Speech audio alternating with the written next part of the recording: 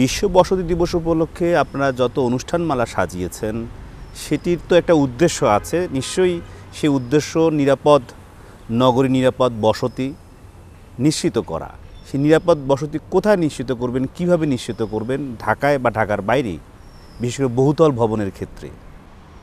না, এটা শুধু বহুতল ভবন বলে কথা না, এটা একটা টোটাল পরিকল্পনার অংশ। কিন্তু এটা শুধু যে এর বাইরে বস্তিও এর বাইরে না, আমরা বস্তিবাসীদের জন্য কি করব, আমরা বড় বিল্ডিং যেটা আছে সেটা তো আছেই, সেটা তো এক ধরনের ক্রাইসিস আছেই, কিন্তু আমরা যেখানে দাঁড়ায় আছি এখান থেকে আমরা কিভাবে এই পরিকল্পনায় এগিয়ে নিব, আমরা নতুন কিছু পরিকল্পনা হাতে নিয়েছি।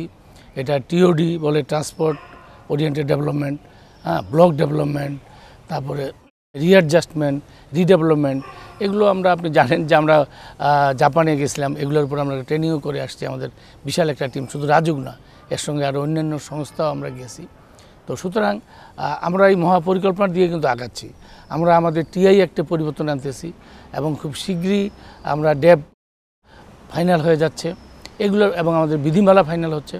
এগুলোর মধ্যেই কিন্তু আমরা আমাদের পরিকল্পনাকে নিয়ে আসছেন। পরিকল্পনাকে আমরা যদি আসিভাবে যে বাংলাদেশে সবচেয়ে ভূমিকম্প ঝুঁকিপূর্ণ এলাকা সিলেট, এবং এই বাংলাদেশের ঢাকাও তার দ্বিতীয় অবস্থানে অবস্থান করছে, এমন একটা সময়ে, যে সময় আপনি রাজুকের চেয়ারম্যান, কি করবেন? জি, আপনাকে ধন্যবাদ এই প্রশ্নটা করার জন্য। এটা শেষ দিকে আমি বলতাম, অ্যাকচুয়ালি কিন্তু এই ভূমিকম্প বা অন্যান্য দুর্যোগ সহনীয় বিল্ডিং করার জন্য আমরা কিন্তু এটা আমাদের যে নির্মাণ বিধিমালা সেখানে কিন্তু এটা ম্যান্ডেটরি করছি। এখন প্ল্যান পাস করতে গেলে আপনাকে ইনশিওর করতে হবে যে এটা ভূমিকম্প এবং অন্যান্য দুর্যোগ সহনীয় কিভাবে হয়, সেটা কিন্তু আপনার প্ল্যান। আগে শুধু আমরা প্ল্যান করতাম কিভাবে, আমরা একটা আর্কিটেকচার প্ল্যান দিতাম আর একটা স্ট্রাকচারাল ডিজাইন দিতাম।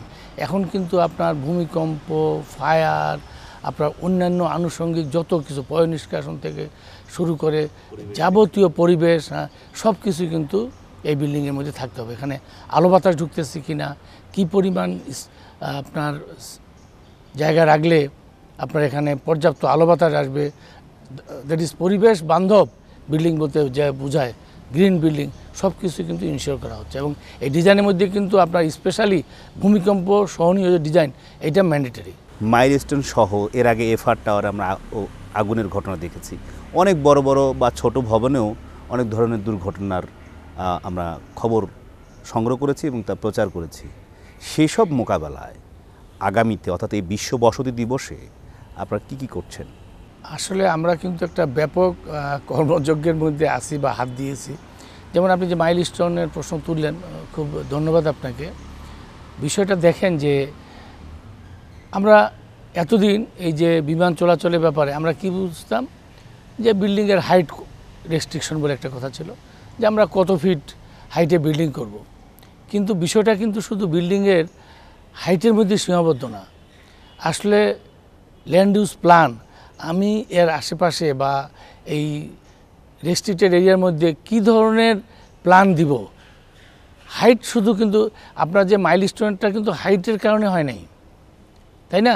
সেখানে বিমানটা ভেঙে গেছে বা ধসে পড়ছে, দুর্ঘটনা কবলিত হয়েছে।